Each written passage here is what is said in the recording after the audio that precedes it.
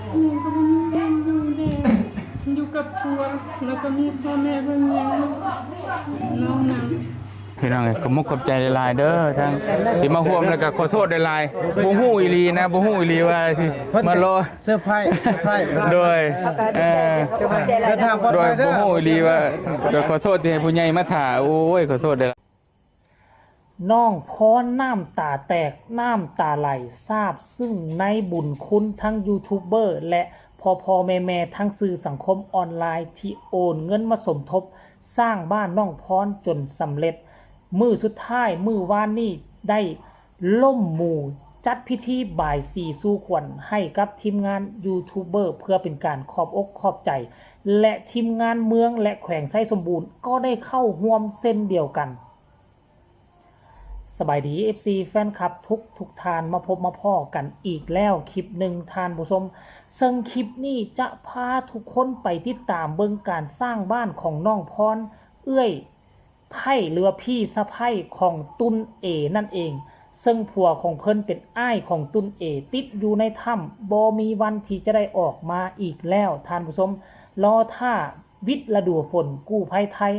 กลับคืนมาเอาเครื่องเอาของเขาอาจจะเข้าไปกอบเอาเท่ากระดูกออกมาก็เป็นไปได้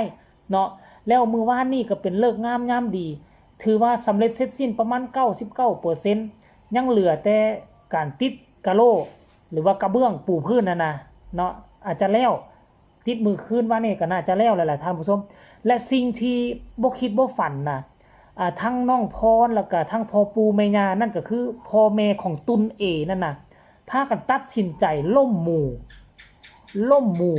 มาทำเฮ็ดเป็นพิธีบ่ายสีสู่ขวัญแล้วก็เชิญทั้งเจ้าเมืองเจ้าแขวงมานำซึ่งการนำเมืองการนำแขวงเข้าร่วมนำทุกคนนี่แหละคือเขาเจ้าเห็นถึงความสำคัญของไฟฟ้าราษฎรหรือว่าของประชาชนนะภาษาบ้านเฮาว่าประชาชนเขาเจ้าบ่ทิ่มบ่ปะเฮ็ดเฮือนแล้วนี่เขาเจ้าก็มาทำพิธีผูกคอต่อแขนให้กับทีมงานยูทูบเบอร์บ่ว่าจะเป็นบ่าวยาวบ่าวเตียงท้องบ่าวจันอีหยังต่างๆแล้วก็กับคนอื่นๆรวมถึงเจนอกเจน้อมนำซึ่งน้องพรเพิ่นก็ถึงนี่ขอบอกขอบใจเจนอกเจน้อมกับทีมงานยูทูบเบอร์ที่พากันมาช่วยเหลือเราจนเฮ็ดให้เรามีเฮือนซ่านบ้านซองอยู่ที่ดีกว่าเก่าความปลอดภัยก็สูงแล้วก็มีเงินก้อนจำนวนหนึ่งที่ได้เก็บเอาไว้ดูแลส่งลูกห้ามลูกเฮียนจนใหญ่จนโตแล้วก็จะกลับคืนมาเลี้ยงดูปู่เสือแม่ในอนาคตต่อไปท่านผู้ชมอันนี้คือพลังโซเชียลเห็นหลายครั้งหลายคราวท่านผู้ชมคันถ้าว่าพี่น้องฟังไทยเห็นวิดีโอที่คนลาวอยู่บ้านนั่นบ้านนี่ตกทุกข์ได้ยากฝ่าเฮือนบ่มีสังกะสีโปดส่วนใหญ่แล้วพี่น้องฟังไทยเขาเจ้าจะโอนเงินเข้ามาช่วยเหลือกันเอาไปให้แน่เอาไปให้ผู้นี้เนี่ยเอาไปให้ผู้นั่นแน่ซื้อสังกะสีให้เด้อซื้อแป้นให้มาอ้อมเฮือนเด้อค่อยเห็นหลายครั้งหลายข่าวหลายเคสแล้วเชิงยูทูบเบอร์เรานี่เขาเจ้าเป็นผู้พากันเป็นผู้เฮ็ดเป็นซื่อกลางเป็นสะพานบุญนะท่านผู้ชมเพราะว่าทั้งฟังไทยก็เว้าตามซื่อว่าชีวิตการเป็นอยู่ก็ค่อนข้างว่า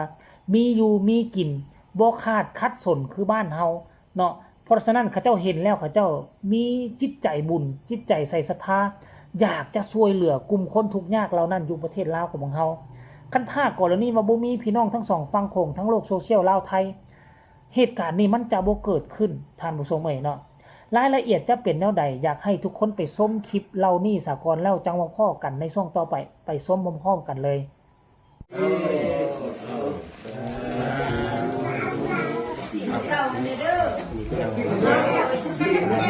งานเชื่อไพ่ครอบครัวของคุณมีญาณนครเป็นมากกันพ่อกับพาควันนี่ทำงานอันเบาเตียงเบาเงาเบาจันทร์อันนี้เป็นอันกินไหมพอให้กินก็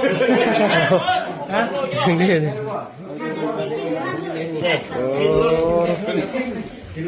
เป็นให้กินยังก็ได้อยู่ในนี่เนาะกินยังก็ได้แต่ต้องกินเน้นตัวนี้ก่อนเลยจะไม่มาจับถ่ายรูปกันบอกถ่ายรูปกันเด้อพี่จะมามันจะพี่นะก้อนมันจะแก้งมาลูกแพรมากันมามา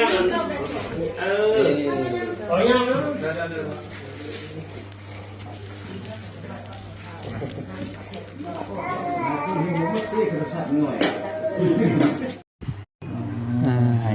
มันเพิ่งกันนี่นะเข้าใจเลยนะ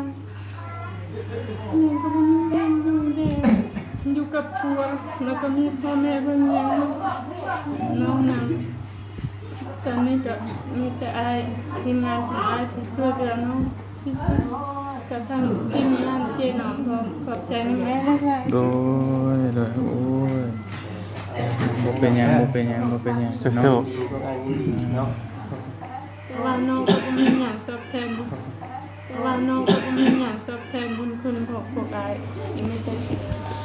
ขอมาขอบใจน้องพวกอายเลยวันนี้ราคาเล็กน้อยตอบแทนบุญคุณของพวกอาย โดยยังไงครับจะช่วยยังไงเนาะมีแต่บ่เตียงมีแต่จิตใจดีโดนเนาะน้องเพิ่นก็ นี่เห็นแล้วเลยบ่ท่านผู้ชมและค่อยก็หวังว่าคนที่เข้ามาเบิ่งช่องค่อยก็อาจจะมีบ่น้อยก็หลายคงจะเป็นผู้หนึ่งแหละที่ได้โอนเงินเข้าไปสมทบนั่นกับท่านผู้ชมเนาะก็คันผู้ใดบ่ได้โอนไปก็บ่ต้องเสียใจก็ให้ทุกคนกดไลค์กดแชร์ไปหรืออยากส่งกำลังแห่งใจไปให้น้องพรก็สามารถส่งมาได้ หรือบ่อยากส่งกำลังใจให้น้องพรผ่านช่องจีบอลาวจะเข้าไปที่เพจของน้องพรก็ได้เพิ่นว่าเขียนว่าแม่5เล็ก5เด้อ5หอฮูกแม่5เล็กเนาะเขียนว่าแม่5เล็กแล้วก็ยะว่างแล้วก็เขียนว่าแม่5เล็ก2ครั้งแล้วก็จะเห็นรูปเรากับพร้อมกับเพื่อนหลังใหม่ท่านผู้ชมน่าเสียดายที่ว่าตุนเอเนาะบ่ได้อยู่ฉลองนำท่านผู้ชมเพราะว่าตุนเอต้องเดินทางมื้อวานนี่เดินทางมื้อก่อนมื้อวานนี่ก็มาอยู่ที่นครหลวงเวียงจันทน์แล้วซึ่งได้รับการต้อนรับจากอินเตอร์วาทีประธานสมาคมกู้ภัยสายทานสปปลาวแห่งทับอิฐสาขาทับอิฐอยู่ที่ประเทศลาวเนาะก็หวังว่าเฮ็ดเรียบร้อยแล้วเราก็น่าจะข้ามมาทางฝั่งไทยพี่แหละคันดีแท้ก็อยากให้เราอยู่นํเห็นความสำเร็จได้ผูกคอต่อแขนให้กับทีมงานกู้ภัยลาวไทยเนาะท่านผู้ชมเนาะเอาสำหรับคลิปนี้ก็ฝากฝังไว้อีกคลิปนึงก็ถือว่าเป็น